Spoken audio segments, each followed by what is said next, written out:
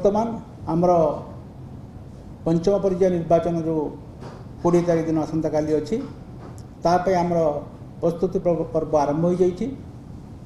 आम आगुरी तार प्रस्तुत करूँ एवं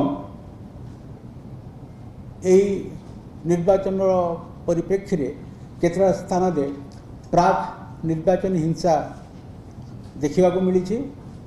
केतरा जगार विशेषकर गंजाम खलिकोट गोटे मर्डर केस होती आउ 2-3टा स्थान में किसी केस होती किंतु कौन सी घटना बेसी चिंताजनक होना।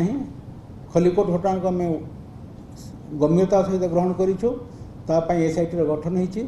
आगु 9 जन आसामी गिरफ होते बर्तमान आज एसआईटी आउ 2 जन आसामी गिरफ कर समुदाय 11टा आसामी गिरफ होती एवं तार तदंत आम शीघ्र सारू एवं चार्जसीट करूँ एवं ट्रायलटा को जल्दी कंप्लीट करूँ।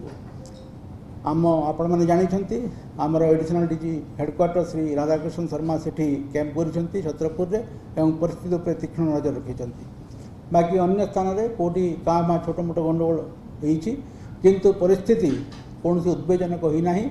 परिस्थिति संपूर्ण नियंत्रण में अच्छी आमर आयत्ताधीन अच्छी एवं कौन सी विस्फोरक परिस्थिति सृष्टि ना। आम आईन श्रृंखला पर तीक्ष्ण दृष्टि रखीचु। गंजाम परवर्ती अवस्था मु सबु जिलार एसपी मान को गोटे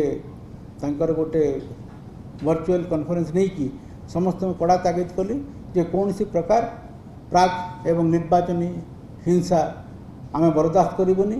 आमर 0 टॉलरेंस पॉलिसी अच्छी एवं जे भी कौन सी प्रकार गंडगोल व्यापृत अच्छा कि रक्तपात कर विरुद्ध दृढ़ कार्यानुष्ठान नियाजिबो एवं जो माने इनवॉल्व होते शीघ्र गिरफ्त कर बांधवा पड़ो एवं केसटा को तदंत करी अति शीघ्र चार्जसीट करी जमी से सजा पाइबे ताप आम बंदोबस्त कर समस्त को आम कड़ा निर्देश देचु एवं जेकोसी व्यक्ति जेकोसी पुलिस ऑफिसर ये कर्तव्य खिलाफ कर प्रति दृढ़ कार्यानुष्ठान नियाजिबो।